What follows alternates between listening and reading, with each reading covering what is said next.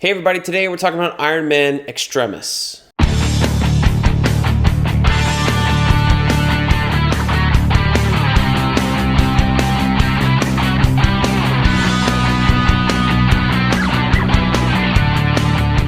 Hey everybody, welcome back to BK's Bullets. As always, I'm your host, Brent and today we're talking about Iron Man. This is Extremis. This is the book that put Iron Man on the map, so to speak. This is kind of considered one of the new modern classics of Iron Man, of which there's not a ton of classics at all, right? You have Demon in the Bottle and Armor Wars, and that's kind of it. Like, this is what was the Iron Man trades they were highlighting in the inside of this book when it was printed, maybe a decade or so ago. This was originally printed in 2005, 6, and 7. It took a long time to come out. I was not picking this up monthly. I think I picked this up here in this trade for the first time. But I do remember that Warren Ellis and Adi Granov took forever to put this book out. So long, in fact, that the follow-up issues were on time, but they kind of ran into the Civil War event that was happening at the time. And Iron Man had a shorter tie-in because of all that stuff, because this book took so long to come out. Why did it take so long to come out? Does it matter now that it's collected, Brent? No, it does not matter, because every single page is gloriously rendered and drawn and colored by Adi Granov. He's a fantastic artist. You know his work because you've seen the Iron Man movies. You've seen this design. You've seen, this Tony Stark and all this stuff. Like, this is just... It's gorgeous, gorgeous design work. I just don't know that the comic book storytelling is top-notch, right? So I guess my thing with this type of art sometimes is that it feels too realistic, and it doesn't have the flow or dynamism of less rendered art style, I'll call it. He's going for a really realistic almost portrait type art.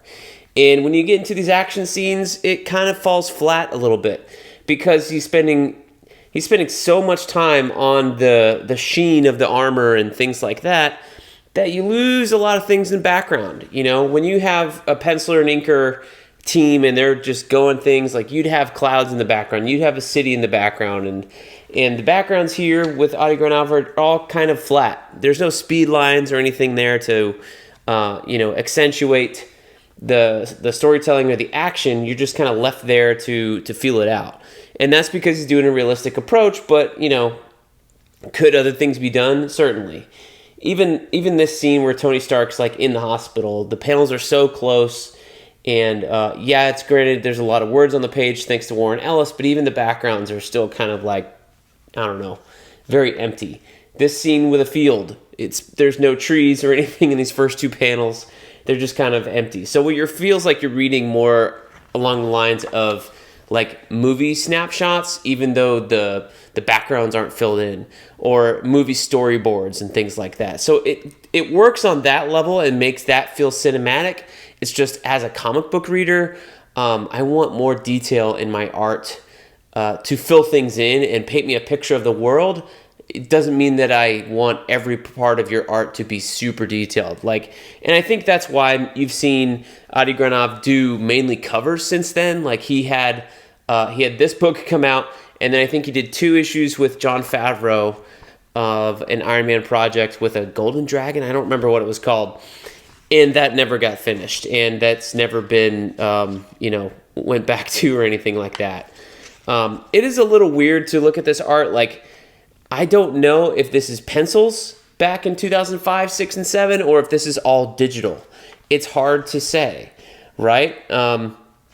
It looks very digital, but I've seen videos of Adi Granov on Instagram and things like that, rendering things out very lightly with the pencil and just kind of adding all this different shading in there and then going into the computer and coloring it. So I don't know what his technique was then. I don't really know what it is now.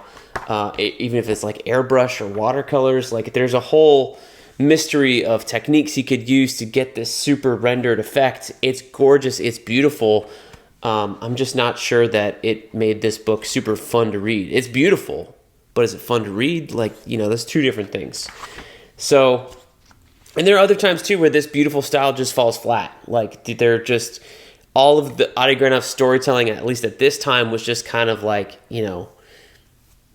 character in the panel. It's very television oriented, or filmmaking quality. Like, the characters where you think they would be. There's not any interesting panel layouts. It's widescreen panels where you can. This is the very much like the early Brian Hitch mode of storytelling, without doing anything super really interesting or having any big splash pages.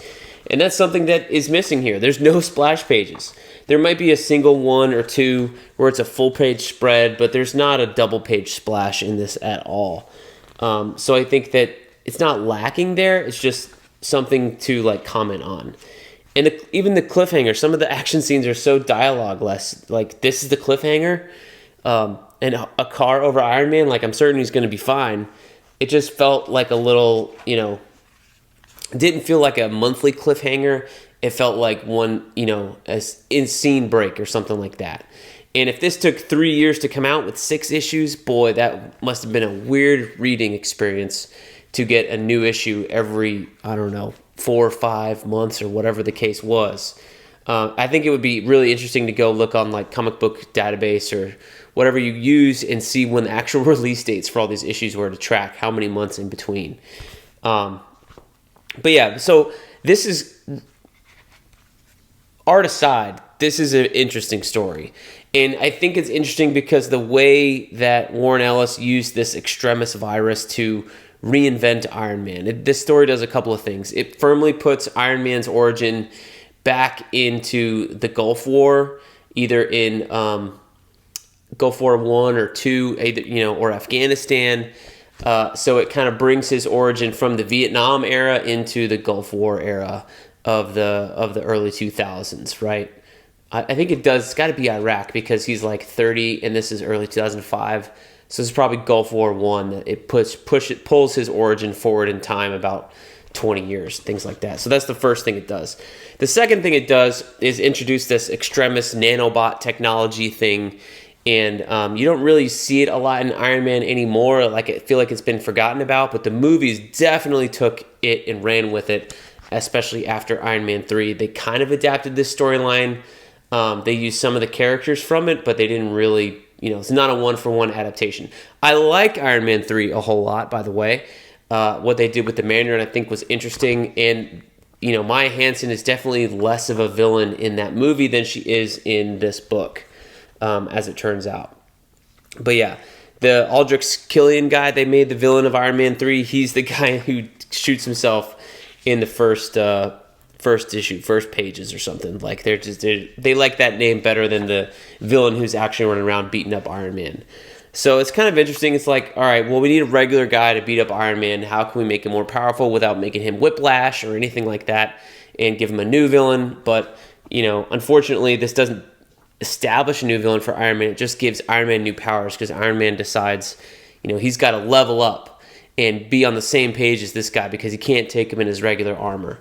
So Iron Man, Tony Stark, shoots himself with this extremis virus and basically makes himself a nano machine and reprograms his DNA with these nano machines who are able to heal himself and issue commands wirelessly, and he's able to feed into all these different satellite feeds of news broadcasts, and he doesn't need a cell phone anymore because he can make whatever nanobot in his head send out the same cellular signal or receive and things like that. Like, he's basically a digital god in flesh formed here with the extremis thing. And that's something they don't really grapple with here.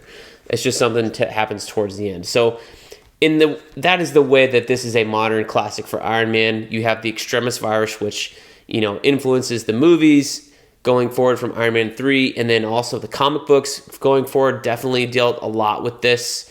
The Knopf run after this dealt with the extremis stuff pretty heavily, and I believe Matt Fraction's run built on all of the extremis stuff that happened after that. Anything after that kind of does away with it a little bit, but for a good good 10 years, Extremis was the main power of Iron Man, his main feature and things like that. And then the art Adi Granoff goes on to design the Iron Man suit for the Marvel Cinematic Universe and everything there forward. So that's why this is an Iron Man classic, so to speak. Not because the story is great or amazing. Like, the story is just good, but it's these two disparate things that had heavy impacts on the Iron Man mythos and style for the longest time that make this the newest Iron Man modern classic. Does that make sense? So yeah, so you can check out Extremis. I think you're going to like it.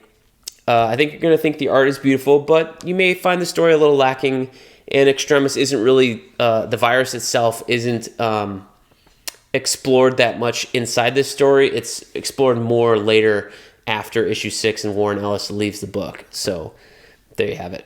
So those are my thoughts on Iron Man Extremis. Tell me what you think down below in the comments, and we'll see you guys next time in the Funny Pages.